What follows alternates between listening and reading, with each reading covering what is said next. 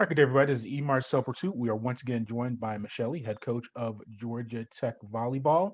And the team is coming off an expressive set of wins over Virginia Tech and Syracuse in your block of matches. We'll start with the Virginia Tech win. You trailed a few points in the first set and just rolled from there. Juliana Bergman and Mariana Brimbella both had double-digit kills. Just a pretty straight performance for the team from what I saw. Yes, I mean, we knew that Virginia Tech was going to be a good team. It's always hard playing in their home court, but I think that we were able to get in a rhythm and just kind of get things going, kind of apply our game plan a little bit, start serving a little bit better. I didn't think we served as efficient in the beginning of the first set there, and so they were in system a little bit more, a little bit harder to defend. And once we were able to put a little more pressure from the service line, things got a little bit easier to make plays on defense. And then from there, I think that the team got in a good rhythm, finished playing really well. You forced them into 33 total errors through on their attack, they missed serve receives. I know it lists as total errors on the opponent's side, but what about your team forcing them to be in those positions to make all of those mistakes? Yeah, I mean, we definitely, like I said, I think it started from the service line and where we wanted to attack our serve and put them in a little more uncomfortable position to run some of the things that they were efficient offensively. And I felt like once our serving got better, we got a couple aces, we were able to get them out of system and then force them into taking some harder swings, which led to a couple more errors. So really, I felt like it was offensively we stayed consistent, and then defensively I think that we got better and better as the match went on and finished playing some really good defense. And then the Syracuse contest, Mariana, she got her 200th kill of the season and just another victory for the team 3-0. I want to focus on some other players that I saw highlighted in the contest. Starting Erin Moss, she had 4 kills and no errors on the night. What about her contributions? How important it is to get some of the other offensive players besides Mariana and Julia going for you? Yeah, definitely very important for us. We like to have a balanced offense, and Ari and Julia take a lot of the swings, but I think that all the other players are contributing really well. And when we were able to get everybody involved and they're being efficient, I think we're really hard to defend. So very proud of how Erin has been progressing. She's getting better and better every match, becoming a little more confident, playing a little more physical. So I'm really excited to just see her continuing to grow and be a force at the middle there for us. And it definitely makes a big difference when our middles are involved and they're scoring points. Again, we just become really hard to defend. So definitely a big reason why we won those two matches this weekend. Yeah, and Isabella D'Amico, she had 31 assists in that contest. She started off really getting into that starting position due to injury or just some things happening with your roster. But is it to the point now where she's the starter now until things really change in foreseeable future because she's really established herself in that spot for you at the setter spot? Yeah, I think Bella's doing a great job. I mean, there's obviously a lot of things that she still needs to learn and get better, and still get used to the pace and the things that we want to do in our offense. But I think that she did a tremendous job filling in for Matt due to an injury, but really just took over and ran the team, and it became just a great setter and really controlled the things that we were doing. And the great thing is she kept getting better and better. And for us, she's such a young player that I think that she really took advantage of the opportunity to be out there in those matches and really, use that for her experience and for her growth. And I think it was the team did a great job helping her, get in that position. And I think that she's growing and she's definitely, her and Matt have been complementing each other, competing. I think that we're in great hands with both of our setters. And so I'm just excited to see that relationship and that competition develop because I think that the biggest beneficiary is our team. We get to grow and get better. So just really looking forward for them to continue to play at a high level. How do you handle that? Because Maddie, he's mentioned Maddie McKissick, all conference setter for the team. She's working her way back from injury, but she's actually been playing the past few matches. But how do you handle that as a coach when you have an incumbent who is obviously a all conference performer, and then a freshman that comes into the team? How do you as a coach handle that balance of making sure not necessarily both are happy because that's impossible, but make sure both kind of stay in tune with the team and don't check out or anything like that? Yeah, I mean, I think one of the biggest things we emphasize here in our program is teamwork and the team above anything else that we try to do. Is our goal is always to do what's best for the team. And obviously every player has their individual goals and want to be on the court playing. So we're always going to make decisions that are based on what we feel is the best interest of the team, and that's going to give us a chance to compete and win. But we always talk about we might know what six are going to start, but we never know the way we're going to finish a match. And I think that we have complete confidence in our depth and our roster to do whatever it takes. I think that there's a lot of people that are ready to be the next man up and take control. And Bella was a great example of that. I think that she took advantage of the opportunity and really made the most out of it. And we just got to we got to keep working that out. I think that the better we get as a team, the more competitive our gym is going to become. And unfortunately, there is only 6 spots on the court that can play. And so I think that their job is to continue to work hard and make those decisions really hard for me.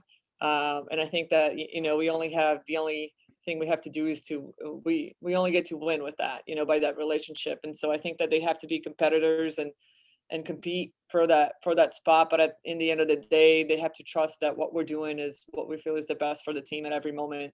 And that's going to get us the win. So I think that everybody's really focused on what their role is, understanding, working hard to be on the court. And then I think that our staff is doing a good job putting out teams that are going to be successful out there. So I think that we trust our players. We're definitely very proud of the depth and the competition that we have been able to create in our gym that shows growth and that you can see that in the results. And so every player is really, really important to the things that we're doing. And they just got to be ready to go on the court, whenever they get the opportunity. So. Yeah, and we haven't talked about Maddie Tippett yet since we've started the spring season. Your defense specialist or libero, she had a match high 17 digs. Just what about her coming back into the spring season and being that starter for you in that spot?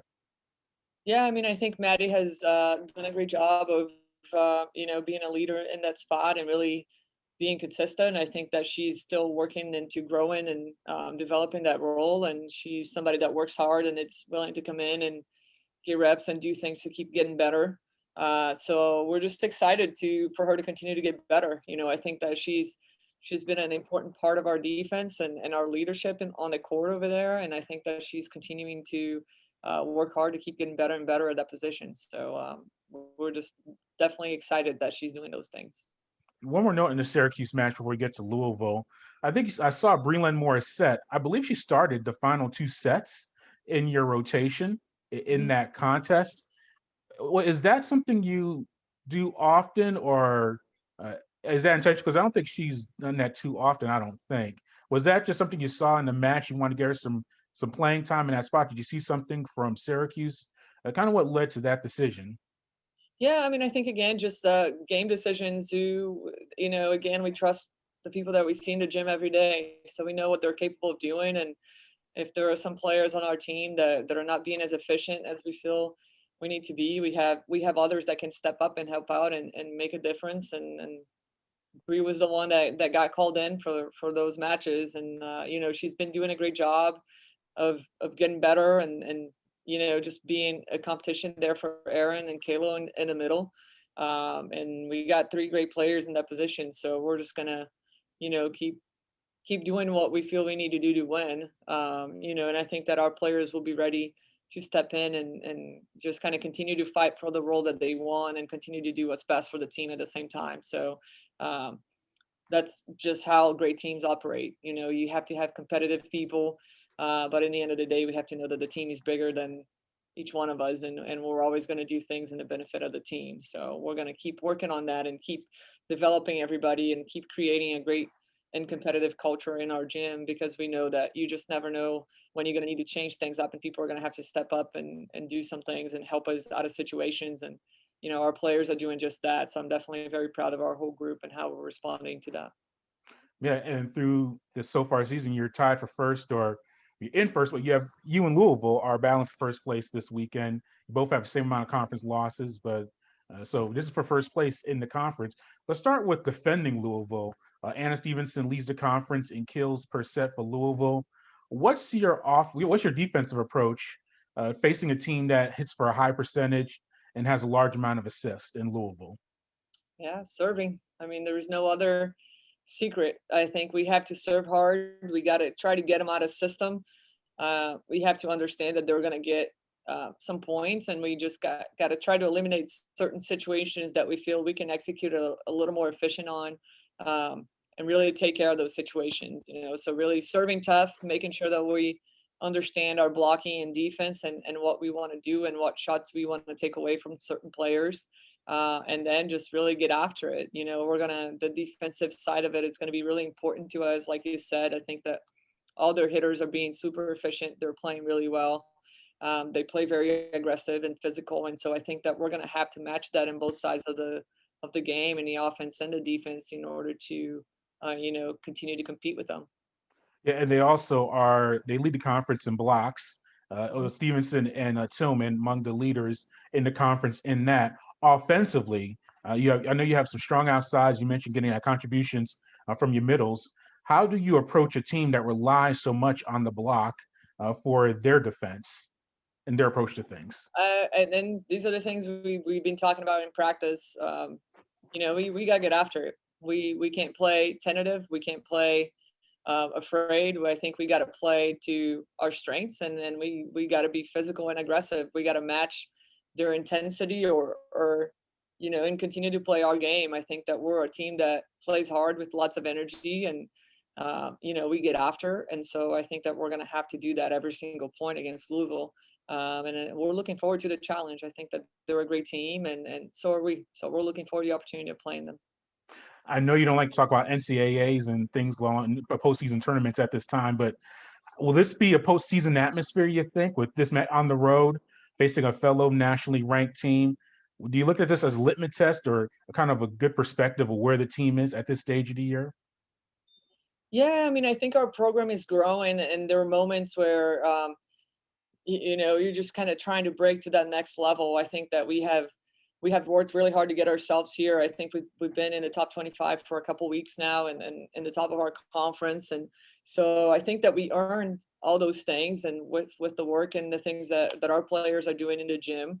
And I think Louisville is it's another one of those matches. Obviously, it's a great match because it's two teams that are in the top of the standings there. But I think there's a bigger picture for us where we're learning how to play consistent and how to have an identity on the court about our program and the things that we do.